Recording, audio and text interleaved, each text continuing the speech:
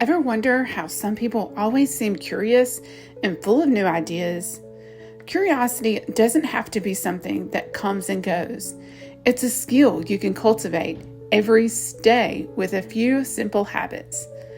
There are 5 things you can start today to ignite your own curiosity. Hi, I'm Leslie, a counselor and play therapist who likes to use fun and play to build character, set intention, and growth. Today's topic is all about curiosity and cultivating curiosity by instilling it in our habits. So the number one tip is to ask open-ended questions.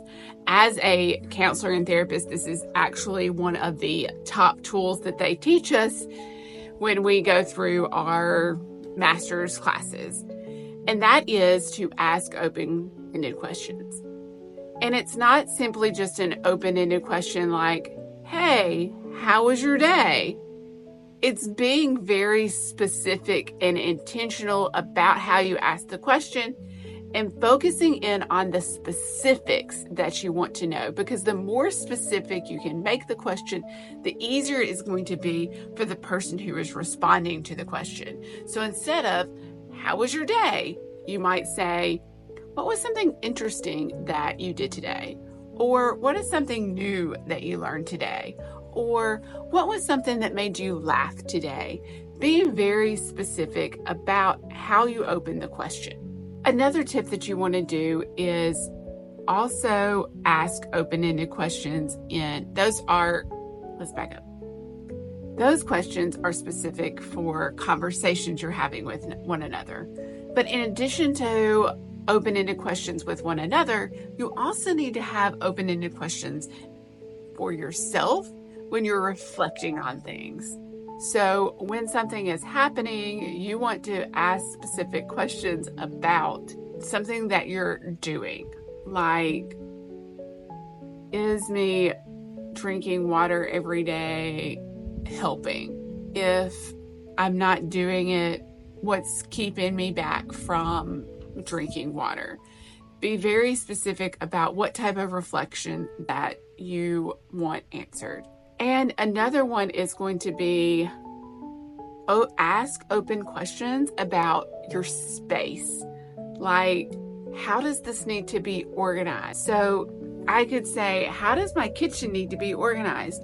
But that's so overwhelming and broad. You need to narrow it and make it a little bit more specific. Like, how do I need to organize my Tupperware?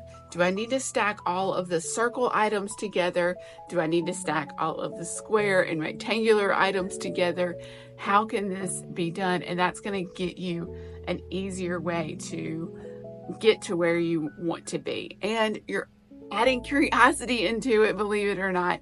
Even though it may not necessarily be creative, it's still problem solving and figuring out solutions by being specific and asking those open-ended questions. And tip number 2 is to learn something new.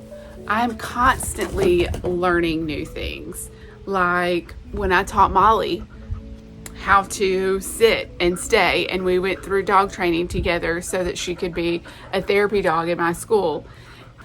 I go through phases of learning lots of different things. Right now, I'm in the process of learning how to make better videos because I'm working on this new goal of creating content. I've worked on learning a new language like German when we had our German exchange student several years back. Find something to learn every day. You can do that by watching YouTube videos. You can do that by listening to podcasts. You can do that by listening to an audiobook or reading a book. You can even learn something new by someone else teaching you, going to a class, simply having a conversation in Sunday school. That can be a learning experience in and of itself. So just work on learning something new every day. What is something that's interesting to you? Create curiosity from that and learn something new. The third tip that I have is to challenge your perspective. Okay, so how can we challenge our perspectives? The first thing that we can do is to look at it from someone else's point of view. So let's say you're in a situation and with someone else. Think about, okay, if I were in their shoes and I reacted to them this way, what would that outcome look like? How would I be feeling if I was in that situation? Change your perspective by putting yourself in a different situation or viewpoint. This could be like if you're a teacher, consider what the student may be thinking or feeling. If you're the parent, think about how your child may be thinking or feeling. If you are a boss, think about how your employee may be thinking or feeling. How would they perceive what you're saying to them? Would they think that you're being critical or criticizing them? When we think about the different perspective, it helps us to take back control and be more intentional about how we want to respond and evaluate that about ourselves. The other way to challenge our perspective is to question assumptions. We assume things all the time, and we think that our reality is the only reality out there. But actually, everybody's existing in their own reality. So what they know and believe is true for them, but it may not necessarily be true for someone else. So when you take on a new perspective, when you challenge these assumptions, is this really the way things are? Am I seeing it in this particular way for this reason? Question those assumptions. Like when I assumed that my husband would cook dinner for me every night and he didn't. I'm assuming that. That doesn't mean that he's assuming that he's going to cook me dinner every night. Take those things and perspectives in consideration. Bring some curiosity and say, what is it exactly that I'm assuming in this situation? And maybe you're going to figure out a solution to that situation or problem. The third way that you can challenge your perspective is by seeking input from others. So when you're going through a situation, ask multiple people how they view that situation. I do this all the time when I'm writing an email and I say, and I'm like, is this, should I be sending it this way? Is this the way I should be wording it? And I may go to someone else and be like, hey, read this and tell me if this is the way that you are perceiving what I'm trying to say. Or I will go to a colleague and say, hey, here's this situation that's happening. I can do this, this, or this. What do you think that I should do? Get input from others to get their perspective about what you should do and how someone else might perceive what you're doing. And the fourth trick is to practice mindfulness observations. So I've mentioned this before in another video, when we can kind of get out of our head and we can be curious about things that are around us, like this plant or this pen, and how does this pen operate?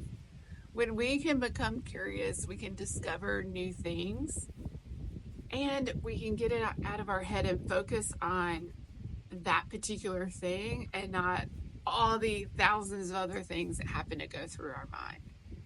So that's a really good hack when you are feeling overwhelmed or anxious, to practice mindfulness through curiosity by picking an object to focus on and studying it and looking at it and taking it apart or working with it in some way. Oh, that wind.